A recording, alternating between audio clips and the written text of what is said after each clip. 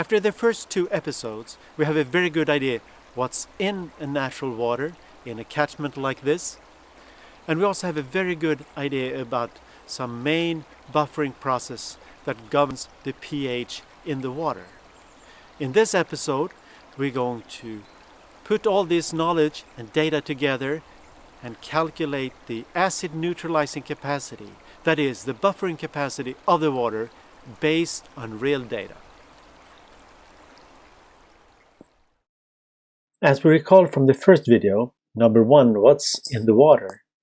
The water contains about a dozen different ions, and these can be separated into different categories.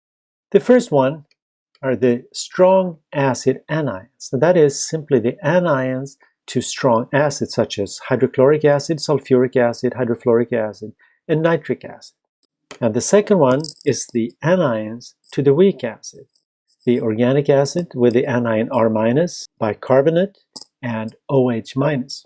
Regarding cations, we have the cations to the strong bases, that is magnesium 2+, etc. And finally, we have the cations to the weak bases, and those cations are the aluminium species and H+. In order to develop a useful expression for the buffering capacity, a good starting point is the charge balance. And the charge balance says that the sum of the concentrations of the anions should balance the sum of the concentration of the cations. And more specifically, we have chloride minus, etc. as the anions to the strong acids, and we have bicarbonate, etc. as anions to the weak acids. And on the right side, we have the cations to strong bases and the cations to the weak bases. The term I use for buffering capacity is acid neutralizing capacity, and that is the concentration of ions capable of neutralizing H+.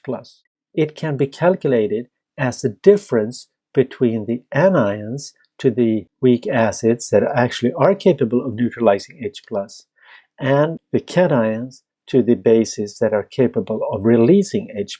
But when we have pulled these two categories out of the charge balance, we see that the ANC must also equal the cations to the strong bases minus the anions to the strong acids. These expressions are equally valid, but the first definition includes the different species that actually depend on the H+ concentration, while the second definition contains ions that actually do not react in a normal water. So here we have the data that were recognized from episode 1. And the data represent the sample taken at Dalby Söderskog and at the beech forest further upstream in the catchment. I will use these data to calculate the ANC for the beech forest using the two definitions presented earlier in this video. So let's go to the actual ANC calculation.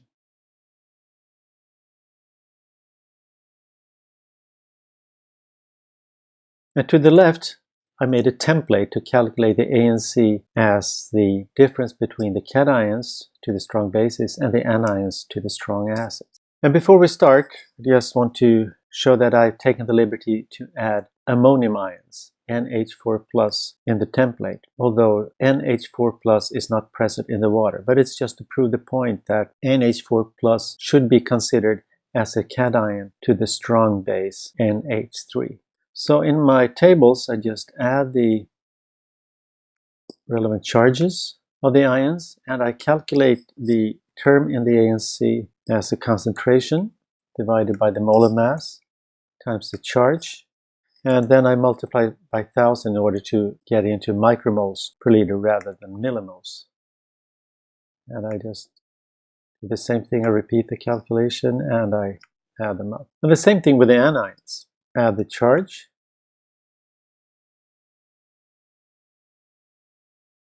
define the calculation, concentration divided by the molar mass times the charge, multiply by 1,000 as a conversion of units. We add them up, and we calculate the ANC as the cations to the strong bases minus the anions to the strong acid. So it's 113 micromoles per liter. If we should make the calculation based on the difference between anions to the weak acids and the cations to the weak bases is a little bit more tedious. But to start from the beginning, we have a certain amount of DIC with a certain molar mass, and that is 12. But we need to figure out how much of the DIC that's present as bicarbonate. And then we can use this diagram that we looked at in episode 2. And what we see is that at pH 6.8, about 2/3 of the DIC is present as bicarbonate. So in our calculation, we add the fraction 0.66, and the charge is 1. So the ANC term will be the amount of DIC divided by 12 times the fraction, that is bicarbonate, times the charge, times 1000 for conversion. So it turns out to be 85. When it comes to the DOC, what we have to do is to take the DIC, multiply it by a factor of 7 times 10 to the minus 6, but also the amount of the DOC that are in the anionic form. And if we bring up this diagram showing the degree of protolysis versus the pH, we see that virtually all of the organic acids, organic anions, are in the anionic form. So let's put a 0.99 there, and the charge is 1. We take the concentration, multiply by 7, multiply by 0.99, and multiply by 1. And then we automatically get it in micromoles per liter. We add them up and get 149.9. Now the H+, we just take the charge of 1.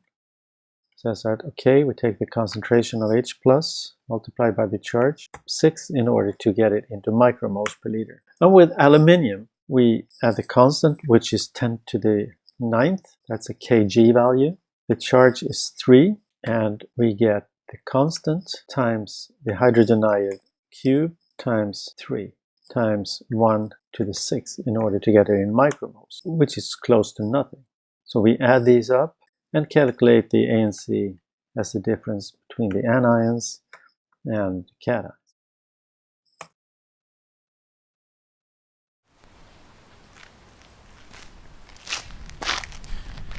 Now you may feel it's disturbing that one calculation showed that ANC is about 113 micromoles per liter, while the others point at 140 micromoles per liter.